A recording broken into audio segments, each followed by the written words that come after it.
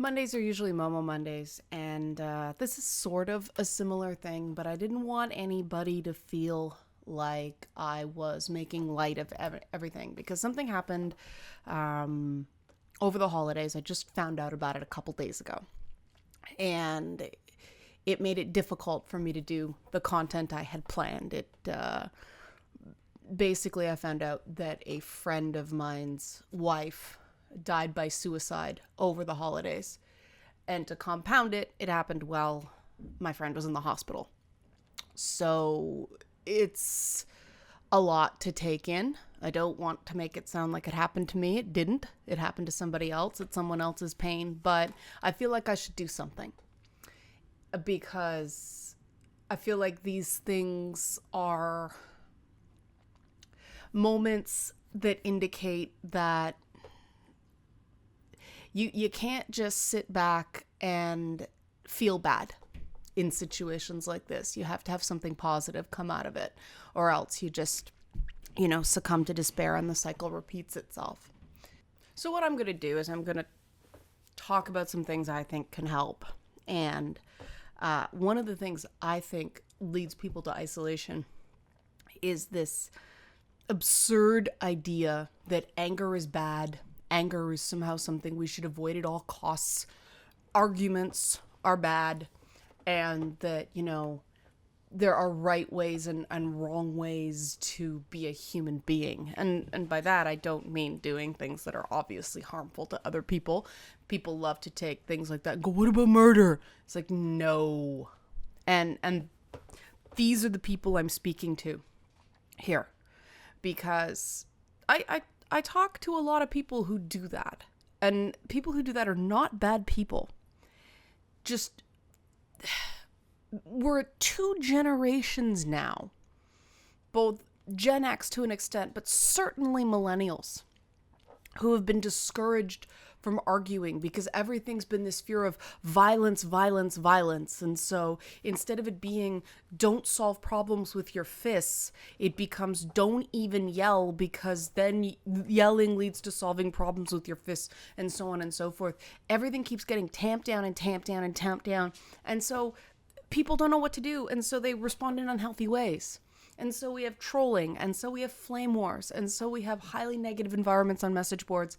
And we have, in some cases, people who just are miserable to be around. And being miserable to be around, again, doesn't mean you're a bad person. It just means you are a downer. And I'm not talking about people who are having challenges and ask for help.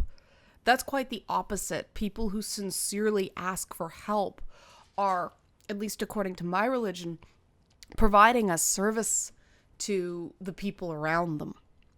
And this is something that I found extremely helpful, and I wish this was talked about more. People go through hard times, so, the people around them can be there for them. But we are so trained to be... Self-sufficient's the wrong word, because self-sufficient is a very good thing. But there's a line where self-sufficient becomes isolated. And we talked a bit about people who are emotional stress gaps in their family, people who are constantly holding in everything because the people around them can't take it. And this is where I lead to the purpose of arguing and how to argue effectively and how to argue so that you feel better and how to be the recipient of a complaint. And because the dynamics that are taught, and I'm not exaggerating here, this is what people are taught to do, that if someone gets mad at you, you're supposed to go, oh, tell me why you feel that way. And that's fine if you're a psychologist, but that's not what regular people do. Right? When someone comes at you with an accusation, your natural inclination is to go, you know what? Fuck you. That's not fair.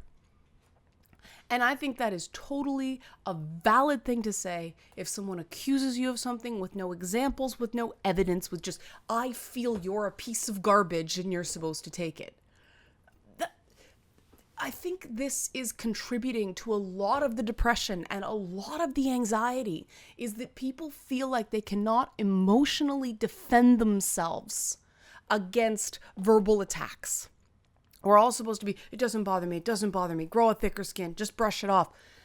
People wouldn't do these things if they weren't effective. People wouldn't do things knowing they make other people feel bad unless there was a part of them that wanted them to hurt.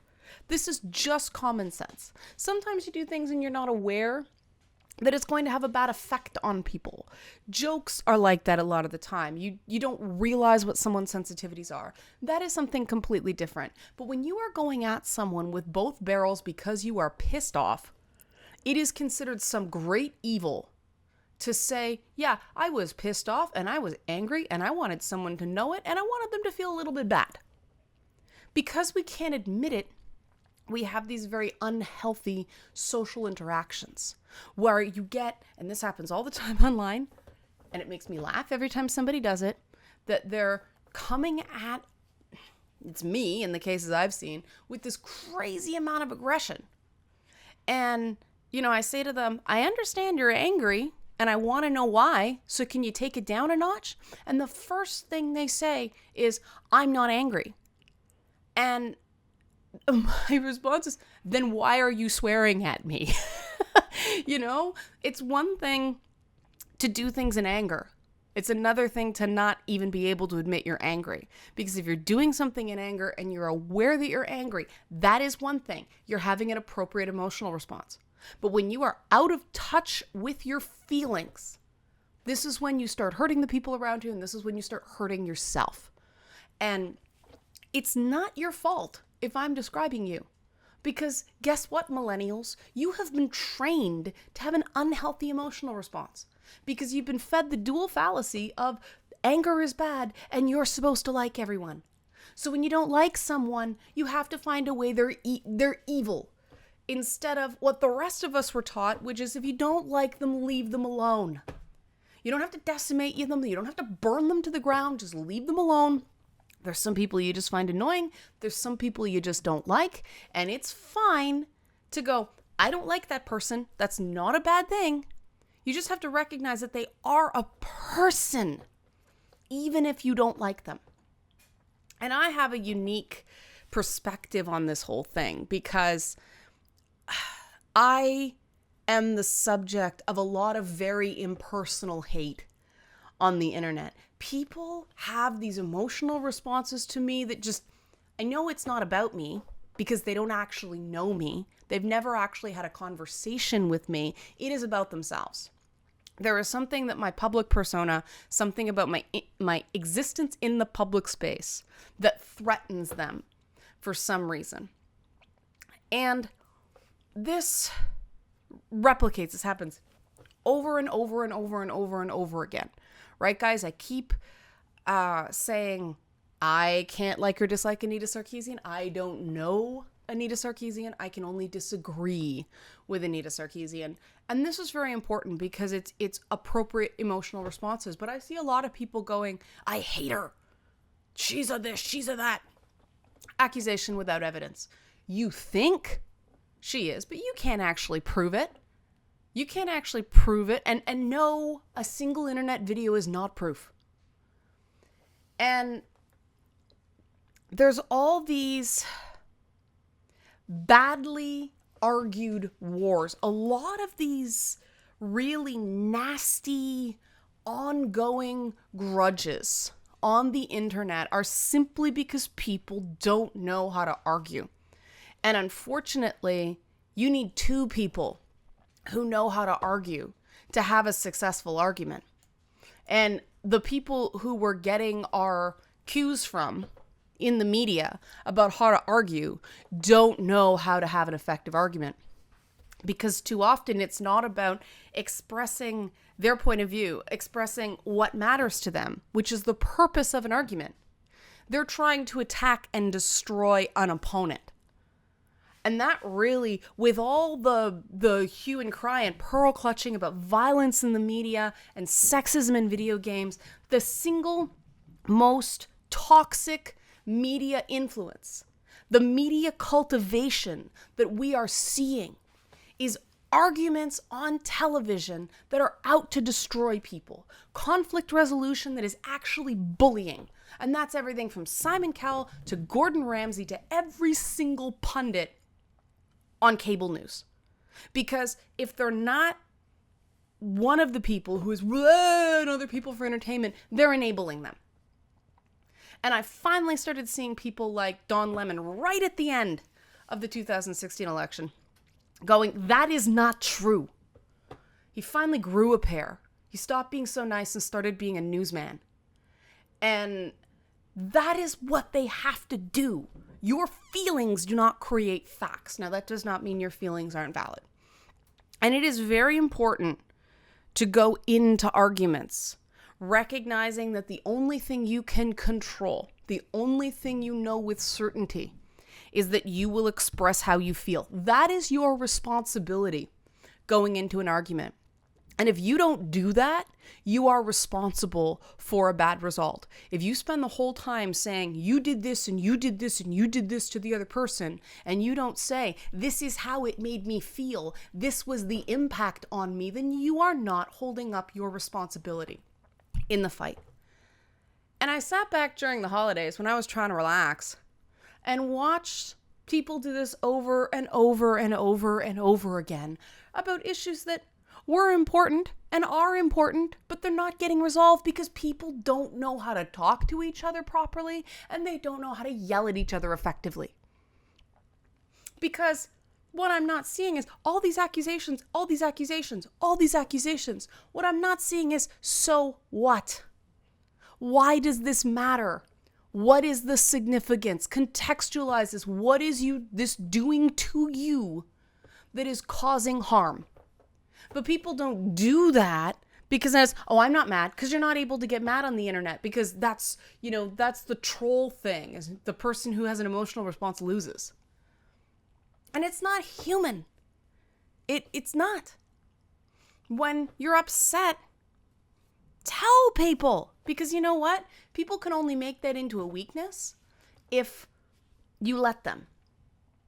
And I know this from experience because there were people who,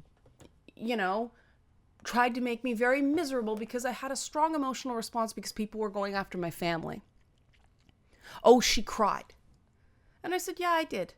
Because I have feelings and I'm a human being and it pushed me too far. And my emotional awareness, my ability to feel, is what makes me me and what makes me valuable to this discussion. I do not pretend I don't have emotions because I am a grown-up. And being a grown-up isn't don't feel. Being a grown-up is feel appropriately and have a reason for your feelings. Understand them and be able to connect to them. Because you know what not feeling is? That's called depression. And it's something you shouldn't be. And I wouldn't be surprised if there is some sort of link between people who are made to feel like emotions are bad, strong emotions are bad, and people who are depressed. Because if you don't know what emotions you're allowed to feel, then you do your best to feel nothing, because everything is scary. And you can't go through life that way. And there's so many people I talk to online that are depressed. And for people who aren't depressed, people who have never experienced depression is not feeling sad. That is something very different. Sadness can be very healthy. Sadness is something that we should feel, because if we don't have sadness, then happiness is meaningless. You go through the bad times so the good times feel better. But depression is something very different. Depression has physical effects on the body. You are low energy. You feel numb. You feel unmotivated. It's not the same. And people are inducing these states of depression because they're trying not to feel anything. Stop doing that. Stop being afraid of your own feelings just because people on the internet tell you you shouldn't have them. And just because people at work tell you you shouldn't have them. And just because some idiots who are actually workplace bullies are associating a lack of emotion with professionalism, nothing is further from the truth.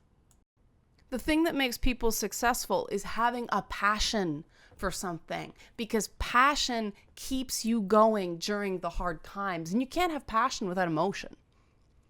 So how else do you argue effectively? Because I've been stating a lot of opinions, but I'm not offering any solutions, and I'm not going to Barack Obama this. Barack Obama has this tendency to state the problem so everybody likes him because everybody feels heard. He'll state the problem from 3 different perspectives, but then when it comes time to offer solutions to the problem, tell us what he thinks, he kicks the can down the field. And that makes him an excellent politician, but it doesn't make him a great problem solver. And because offering solutions come with risk, you could be wrong. And that's fine, but at least you tried. There's too much expectation of perfection. There's too much perfect being the enemy of the good. And too many people are operating under this paradigm of, unless you can execute something flawlessly, don't try. And that's absurd. But I don't blame anybody for feeling that way, because yes, this is absolutely the message that the world is telling people. We want you to be flawless, but if you don't try, you'll never succeed. But if you fail, you're a loser. And we're going to tell you you're a loser, and we're going to grind it in. Instead of being a trier, you're a loser because you weren't perfect. Like, what is that? What is that? And so many people do it. I mean, I used to do it to public figures all the time. I try not to do that so much anymore because I've been sensitized to it. But when you are upset about something, say so. And say why. But don't expect someone to immediately change what they're doing, because that's not human either.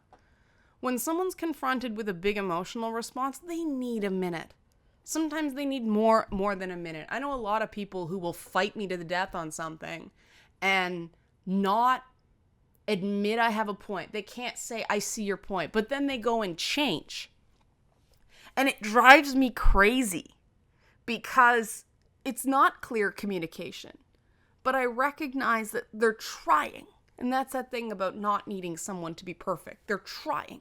So I give them credit for that. I'm hoping they will eventually get to the point where they're secure enough in themselves to go, you're right, I see your point. Because that matters so much. It matters so much to communicate to another person that you may not agree with them. This may not be the way you come at a problem. You might not even be able to do anything about their concern, but you can see their point. You can see where they're coming from.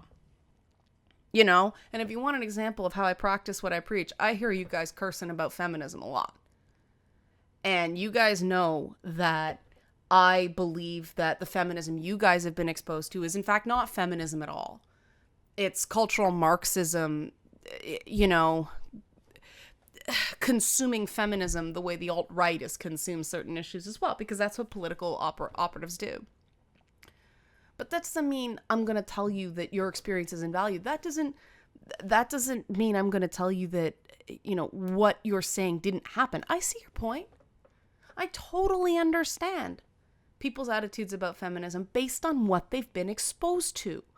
And this is why I continue to identify with that word. And I understand why a lot of people don't, but I do, because I'm not going to abandon a perfectly valid concept to lunatics and bullies.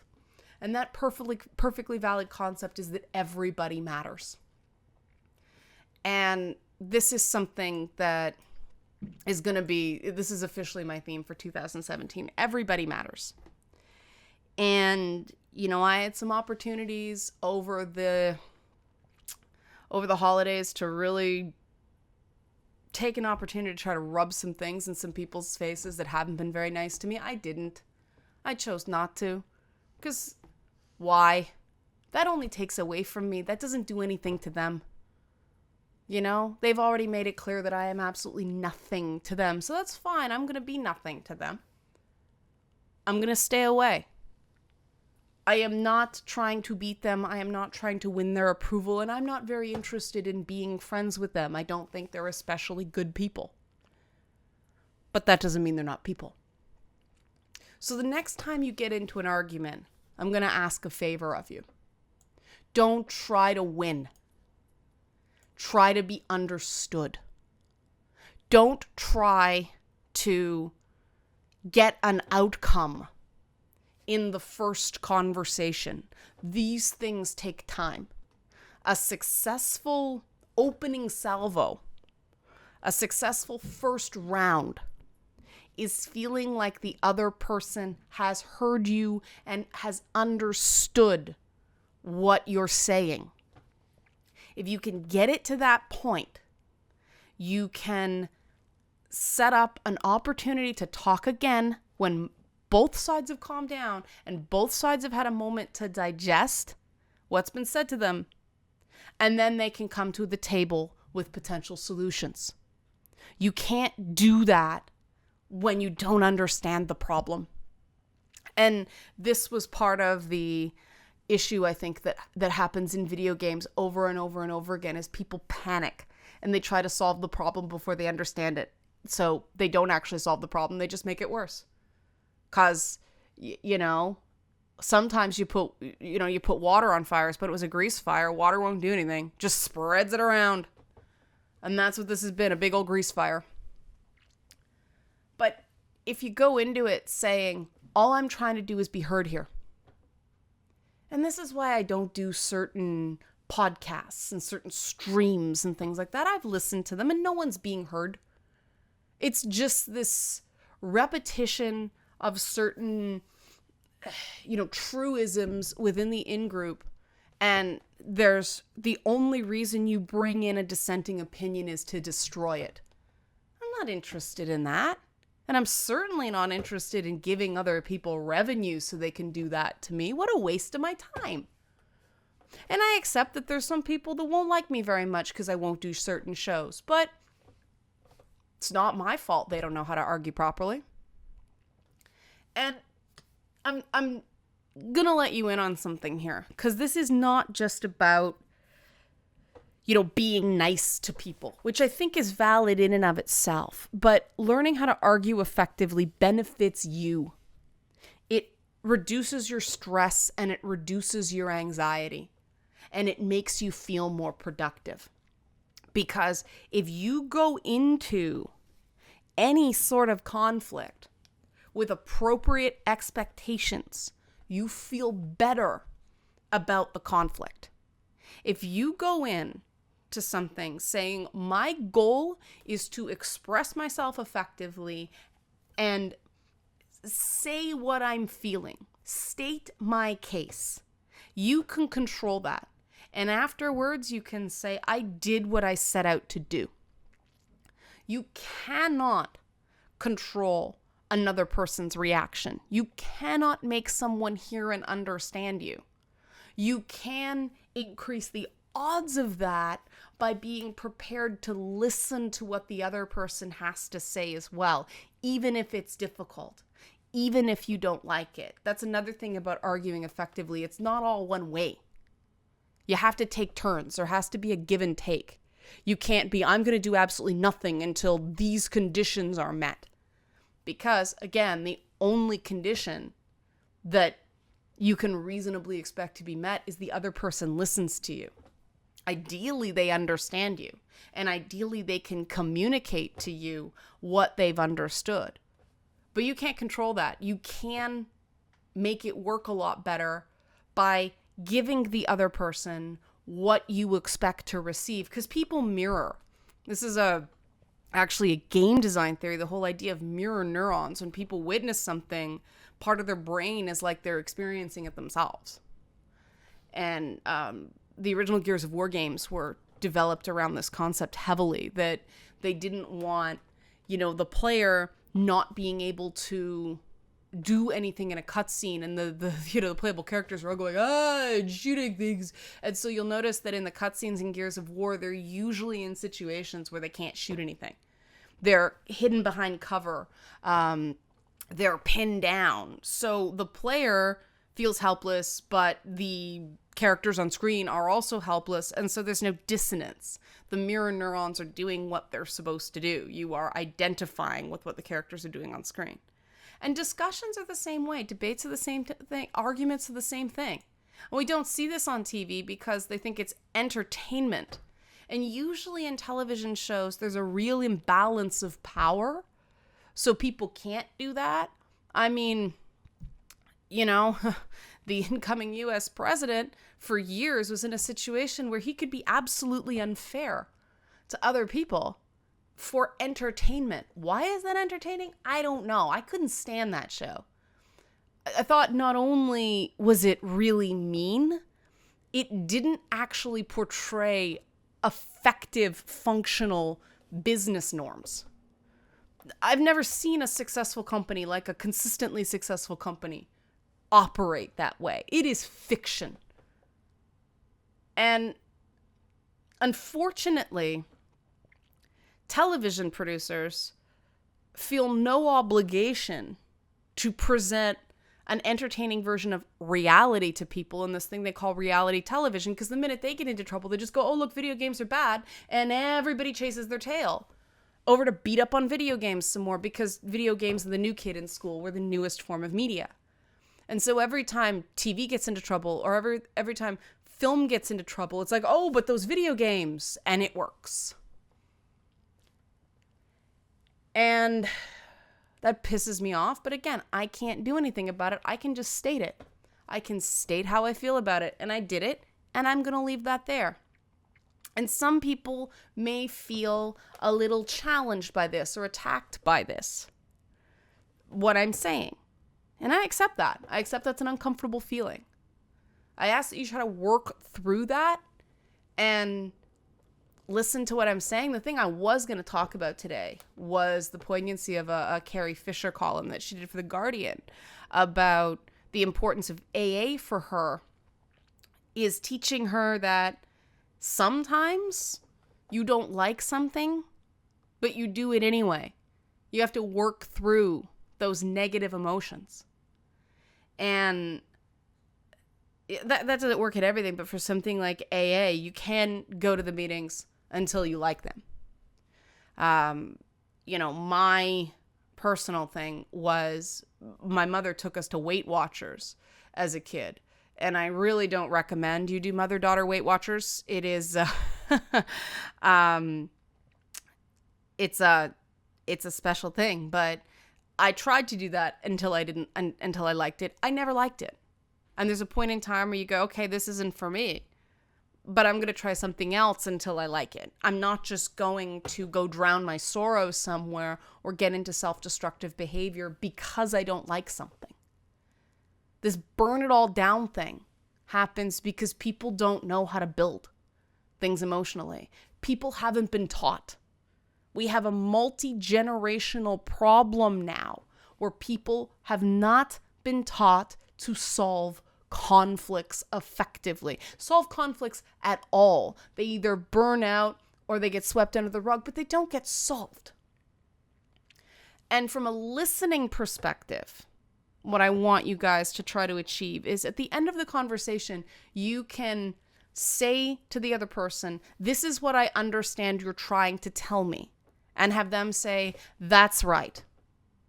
And if you can get to the point where they can do that to you and you can do that to them, that is a successful conversation. Leave it there. Say, let's talk again in a week, and each come to the table with an idea to, move this forward. Don't try to solve it then. It takes too long. But set up that time. Make that commitment to each other. You'll be astounded at how well that works because you're building trust, right? Like, you're not attacking the other person's not attacking you. There has been an understanding. Stop using political pundits as your role model. Stop using reality TV stars as your emotional compass. These things are lying to you. You want a conspiracy? There's one. If the powers that be keep us dysfunctional, we're easier to control. It's the frickin' Templars. Assassins train. Assassins have skills. Assassins make sacrifices. If you believe in free will, if you believe in free speech, accountability is a massive part of that, and it isn't something that's someone else's responsibility. You can't just say anything you want, because alongside free speech is an incredibly important, pillar of philosophical and ethical thought. That isn't the only pillar. If you just have one pillar, you can't hold a roof up. You need some other stuff to, base your conduct on, or it's not going to stay stable. And we'll talk about that more as the week goes on. I think I'm going to devote the week to this. I think I'm just going to devote the week to interpersonal stuff. Because people seem to like it, and some people don't, but the people that do, this is me reaching out. This is me saying you do matter. This is me saying someone has heard you, and you may not like what I'm saying right now, but I am trying to offer something that you find useful. And that's very different than me trying to help you. I don't believe in that. Sometimes people do ask for help, and that's when you help someone. But if people aren't asking for help, you're not helping them, you're pitying them. You're not treating them like a self-sufficient person. So you may find this tool useful. If you don't, that's fine. If you do, awesome. But you don't have to use it. I'm just saying, please try it, because it may help. Okay? Please be good to each other. But most importantly, be good to yourself, because you can't be good to anybody else if you're beating yourself up. And that's another thing I'll talk about as the week goes on.